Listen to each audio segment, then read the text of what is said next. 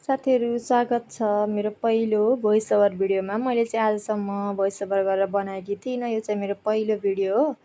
अनि आज चाहिँ हामी जाँदैछौँ यहाँ कपिलवस्तु बाडङ्गा नगरपालिका 8 देखि पाडिनी गाउँपालिका 2 सम्म। यो कपिलवस्तुदेखि अर्घाहाँसीको यात्रामा यहाँहरूलाई स्वागत छ।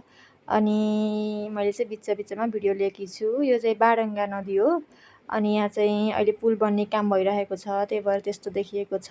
अनि यो चाहिँ बुङ्ची, त्यसपछि हामी आइन्छ 4 नम्बर। यहाँ पनि एकदमै काम चलिरहेको छ क्या, त्यही भएर एकदमै बाटो बिग्रिए जस्तो देखिन्छ। अहिले चाहिँ यो बुटवल गोरसिङे सडक खण्ड चाहिँ बन्ने क्रममा भएर अलि अप्ठ्यारै छ।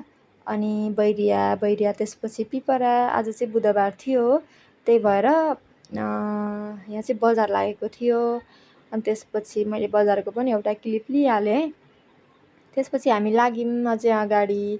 मैले बिचमा चाहिँ बाटो अप्ठ्यारो भएर भिडियो बनाइनँ। यो चाहिँ हो सालजर्नी।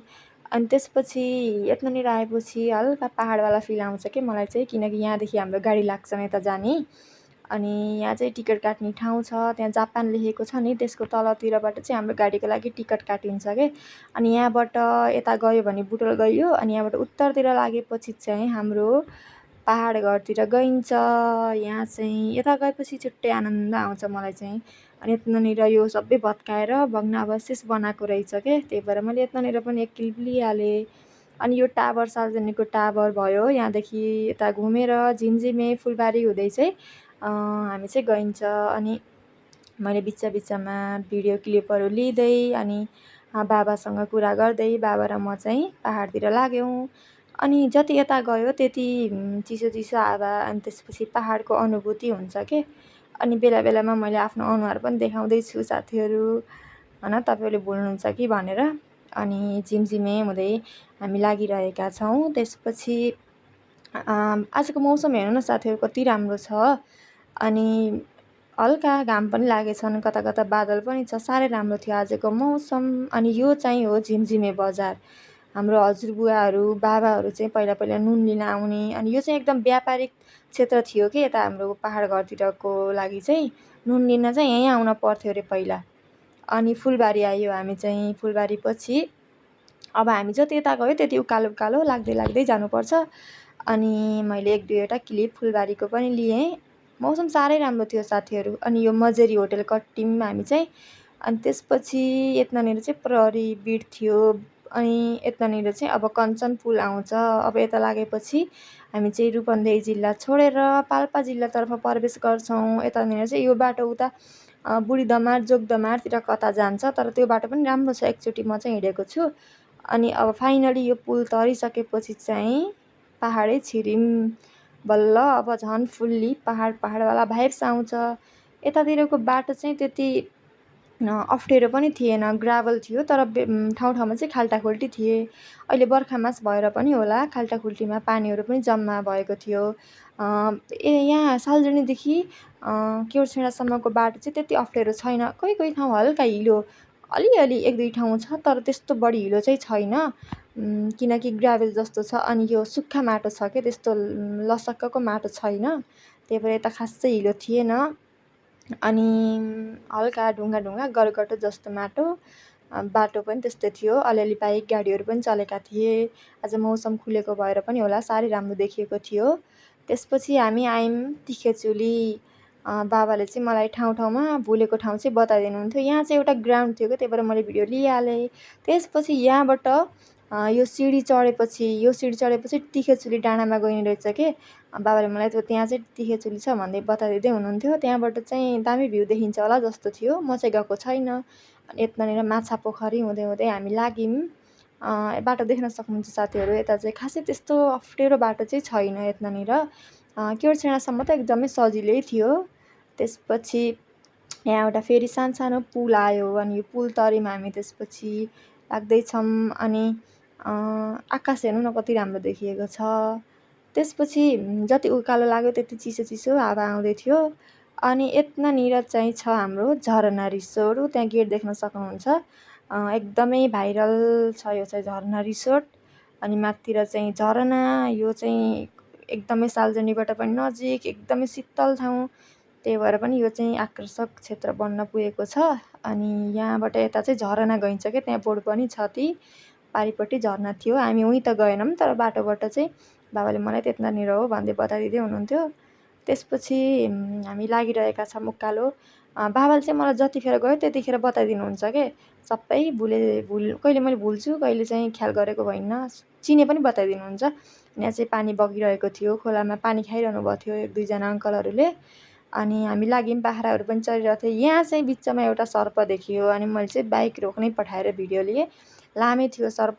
त्यसपछि हामी लाग्यौँ। यो चाहिँ पारीदेखि नि, त्यो केरछेडाबाट पारीदेखि नि जुग्दामारै हो सायद, त्यो चाहिँ कति राम्रो देखिन्छ, ठपक्क कहीँबाट उचालेर ल्याएर बसालेको गाउँ जस्तो।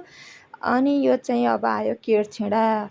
यो केरछेडा सिम आएपछि चाहिँ मलाई कस्तो लाग्छ भन्दाखेरि यो ठ्याक्कै आधा जस्तो लाग्छ कि हाम्रो घर उताको पहाड घर र यतादेखि चाहिँ ठ्याक्कै सेन्टर जस्तो ठाउँ लाग्छ। यतातिर गएपछि अब झन् पहाड घरको नजिक नजिक गयो जस्तो लाग्छ, अनि उताबाट आउँदा चाहिँ यताको घरको नजिक नजिक आए जस्तो लाग्छ। अनि यहाँदेखि यता चाहिँ अलि बाटो अप्ठ्यारो थियो, हिलो थियो ठाउँ ठाउँमा। केरछेडादेखि यता चाहिँ यतानिर बाइक फसेर म चाहिँ झरेरै भिडियो बनाउँदैछु। बाबाले चाहिँ बाइक निकाल्दै हुनुहुन्थ्यो, ढकल्न पनि मिलेन। अनि बाबाले चाहिँ आफै झर्नुभयो, फेरि आफै झरेर फेरि बाइक चाहिँ निकाल्नुभयो। एकदमै फस्यो कि, यतातिरको लिगमा हाल्छु भन्दा उता गयो, अनि फस्यो बाइक। अनि बाबाले बल्ल बल्ल चाहिँ निकाल्नुभयो। त्यसपछि फेरि यतानिर साह्रै अप्ठ्यारो थियो साथीहरू। अनि त्यसपछि हामी लाग्यौँ। मैले चाहिँ बेला बेला अगाडिबाट पनि भिडियो लिँदैछु, हिलो पनि देखाउँदैछु यस्तो छ भनेर। कोही ठाउँ चाहिँ बेसरी नै हिलो थियो, 1-2 ठाउँ झर्नै पर्यो, नत्र भने त्यस्तो बढी पनि होइन। त बर्खा मास भएर पनि हो, बर्खा मास यत्तिकै हिलो त नर्मलै हो कच्ची बाटोमा। अनि उता त फेरि सजिलो थियो, त्यही केरछेडादेखि खुर्सानीसम्म चाहिँ अलि अप्ठ्यारो थियो। अप्ठ्यारो भन्दा पनि 1-2 ठाउँ हिलो नभएको ठाउँमा त फेरि सजिलै थियो। अनि यो चाहिँ यतानिर चाहिँ एकदमै हिलो थियो, चाहिँ सखरखण्डी भन्छ यो ठाउँलाई चाहिँ। यो पुरै 1300 बाटोभरि हिलै। अनि यतानिर त म आफै झरेरै हिँड्दै गएँ कि साथीहरू। परसम्मै अलिकति धेरै नै बाटो हिँड्दो रहेछ कि, अन्त हिलो नि थियो, तर त्यो लामो बाटो त थिएन नि त, त्यही भएर त्यस्तो लागेको थिएन।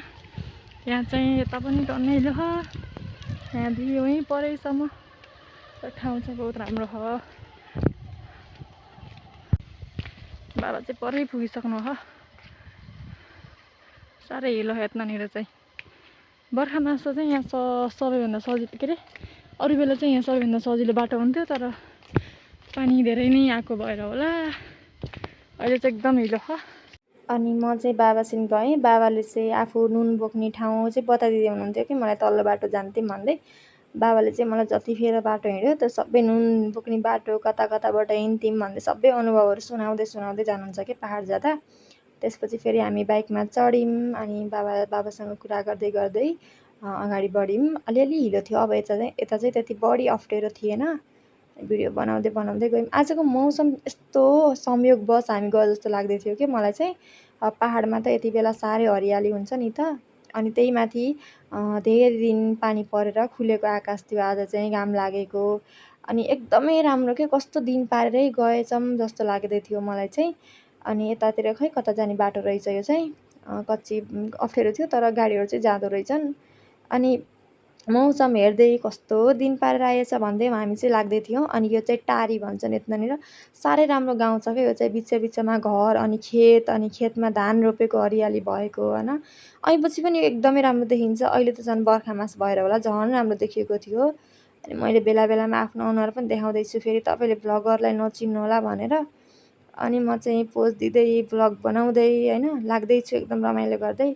अनि यो टारी हो यतानिर, बहुत राम्रो छ क्या यो गाउँ, मलाई एकदमै मनपर्छ यो गाउँ। अनि त्यसपछि मैले बिचमा एकैछिन चाहिँ भिडियो लिइनछु। अनि यो चाहिँ ओल्लो खुर्सानी भन्थ्यौँ हामीले चाहिँ। अनि यो ओल्लो खुर्सानीको बिचबाट चाहिँ यता बाटो एकदमै सरर पिच छ क्या साथीहरू। अब यहाँबाट घरै पुग्दासम्म बाटो धेरै नै सजिलो छ।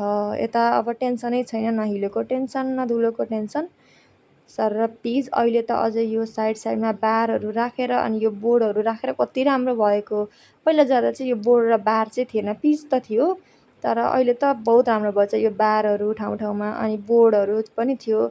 अनि यहाँ चाहिँ खुर्साने द भनेर लेखेको बोर्ड थियो क्या त्यहाँ। अनि यो चाहिँ असली खुर्साने, यहाँ आइयो हामी खुर्साने द, उताको चाहिँ ओल्लो खुर्साने भन्दै थिएँ नि मैले।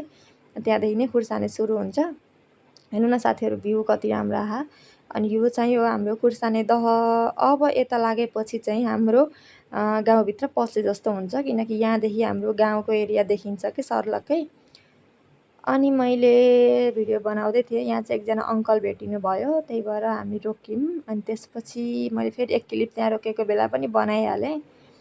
अनि त्यसपछि त्यहाँ बादल लागेको ठाउँ जुम गरेको ठाउँ चाहिँ हाम्रो मम्मीले पढाएको स्कुल हो कि, मैले थोरै मात्रै जुम गर्न पाएँ, हामी हिँडिहाल्यौँ, देखिएन खासै। अनि बादल लागेर ढाकेको पनि थियो, त्यस्तो डाँडामा कसरी अड्डेको होला जस्तो छ कि त्यो ठाउँ चाहिँ। म चाहिँ एकदमै सानो हुँदा गएको थिएँ, अहिले चाहिँ भुलिसकेँ। अनि तर कस्तो अप्ठ्यारो ठाउँ जस्तो देखिन्छ कि। अनि यो बाटो कति सजिलो भएको कि साथीहरू। अनि त्यो पारी जेड जस्तो देखेकोमा चाहिँ पहिरो गए जस्तो देखिएछ, तर यतानिर चाहिँ बहुत सजिलो थियो बाटो। सर एक ठाउँ झ्याकझुक पनि थिएन, साइड साइडमा खेतका साना साना गराहरू जहाँ चाहिँ धानहरू रोपिएका थिए, त्यसैले पनि सुनमा सुगन्ध बनाएको थियो। त्यो पारी चाहिँ बालासिद्धको क्षेत्र हो, ढुङ्ग्री खोला बालासिद्ध क्षेत्र, त्यहाँ चाहिँ पहिरो गएको थियो। त्यही भएर कस्तो डरलाग्दो बाटो देखेको थियो। अनि यहाँ बिचमा बाख्राहरू पनि थिए। पहिला पहिला त बाख्राहरू सात डाँडा काट्थे, गाडी बाइकहरू आउँदा। अहिले त बाख्रा भैँसीलाई पनि बानी पर्यो के। परिवर्तन चाहिँ सबैले स्वीकार्ने रहेछन् भन्ने चाहिँ प्रुभ हुन्छ। अब चाहिँ ठ्याक्कै एकदमै हाम्रो भाइरल ठाउँ देखियो ढुङ्ग्रे खोला। अनि अब यतिन्जेल चाहिँ हामी पाल्पा जिल्लामै थियौँ। अनि यहाँदेखि उता चाहिँ अर्घाखाँची सुरु हुन्छ कि साथीहरू, यो चाहिँ ढुङ्ग्रे खोलाको खोल हो। अनि यो तरिसकेपछि हामी अर्घाखाँची जिल्लामा प्रवेश गऱ्यौँ। अब त गाउँै आए जस्तो भयो। अब यहाँदेखि यता त एकदमै मजा लाग्नेवाला छ। अनि यहाँको तपाईँलाई सबैभन्दा मनपर्ने चिज के हो साथीहरू, ढुङ्ग्रे खोलाको कमेन्ट गर्नुहोस् है त। अनि त्यसपछि हामी ढुङ्ग्रे खोला हुँदै लाग्यौँ। अहिले चाहिँ यो ढुङ्ग्रे खोलादेखि बालासिद्धको क्षेत्रमा चाहिँ पहिरो गएको थियो। पहिरो गएर एक हप्ता जतिपछि मात्र बाटो खुलेको थियो कि, हिजो मात्र।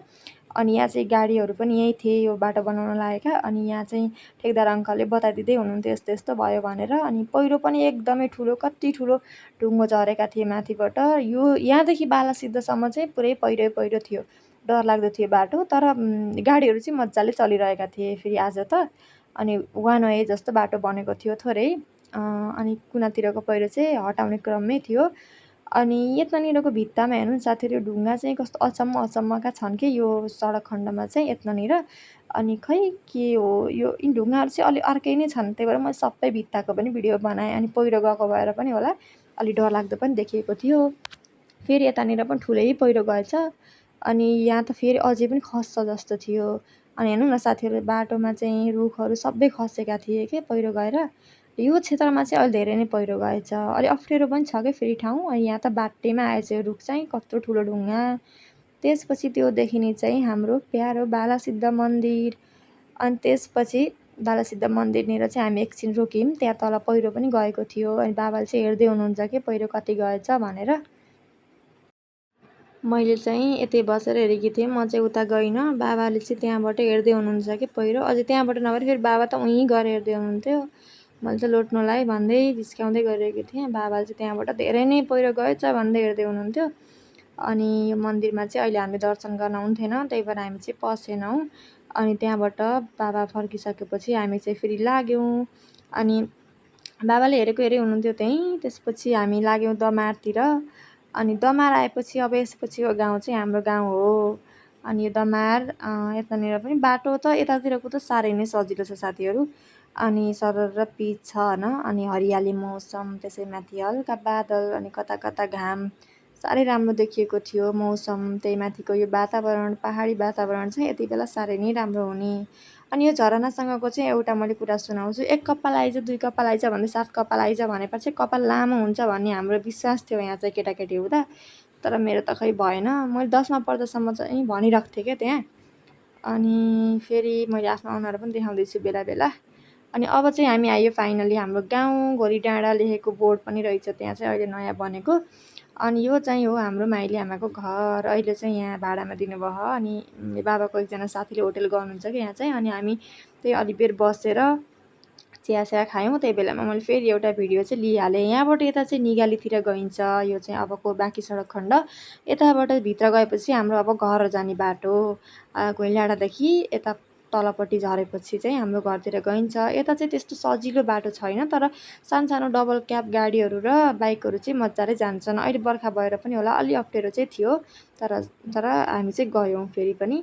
अनि मौसम कति राम्रो भएको थियो, हरियाली हेर्नुहोस् कति हरियाली छ क्या अहिले चाहिँ, सर्र छक्कको मौसम होइन, फुलेको मौसम। तर यतानिर आउँदा अलिअलि बादल जम्मा भएर अलिअलि पानी पर्न लागिसकेको थियो। यतानिर आउँदा थोपा थोपा पानी परेका थिए। अनि हामी घर जाँदा चाहिँ म बेसरी नै रुजेँ। यतानिरबाट एक क्लिप लिइहालेँ मैले पानीका थोपा परेकै अवस्थामा। अनि त्यसपछि त्यहाँ खोलो देखेको छ नि, त्यहाँ एउटा झोलुङ्गे पुल पनि छ के, कति राम्रो देखिन्छ त्यहाँ चाहिँ। यहाँ अलि टाढाबाट भएर मिलेन। अनि मैले अलिअलि भिडियो बनाउँदै हामी घरतिर लाग्यौँ। अनि त्यसपछि मैले यता घरतिर लागेपछि अलिअलि भिडियो बनाएँ। अनि घर गएपछि चाहिँ भिडियो बनाउन पाइएन, पानी बेसरी ठुलै परेको थियो घर पुग्दा चाहिँ। अनि यसपछि हामी घर पुग्यौँ अनि मैले भिडियो चाहिँ बनाइनँ। अनि अलि बेर बस्यौँ, गफगाफ गऱ्यौँ आन्टी अङ्कल हजुरआमासँग। अनि त्यसपछि अलि बेर बसेपछि अनि पानी आए जस्तो भएर हामी चाहिँ फर्किने कुरा भयो। त्यही भएर आमाले चाहिँ बारीतिर जाऊँ भनेर बारीतिर गयौँ आमासँग कुरा गर्दै। यो चाहिँ हाम्रो घर थियो। अनि आमासँग कुरा गर्दै गर्दै म चाहिँ बारीतिर लागेँ। अनि फेरि बारीमा गएको अवसर पारेर फेरि पनि मैले एक दुईवटा क्लिप चाहिँ लिइहालेँ। कति राम्रो देखेको थियो, बारीबाट पनि हरियाली मकै थिए अहिले बारीभरि। अनि अझै खाने त भइसकेका थिएनन्, भर्खरै धान पराल गर्दै थियो मकैले चाहिँ। अनि आमाले चाहिँ त्यति करेला छन् कि भनेर हेर्दै हुनुहुन्थ्यो, तर फलेका रहेनछन् खासै। अनि थोरै मात्रै टिपेर हामी चाहिँ आइहाल्यौँ। अनि मैले भिडियो बनाएँ। बाबाले चाहिँ नस्पाती झार्दै हुनुहुन्थ्यो कि अरिङ्गाले टोकेर, त्यो सबै रेनकोट सेनकोट लाएर बाबाले चाहिँ झार्दै हुनुहुन्थ्यो। अनि मैले फेरि बाबाको एउटा फोटा खिचिदिएँ, हजुरआमाको पनि फोटा खिचेँ। अनि त्यसपछि हामी आयौँ घर।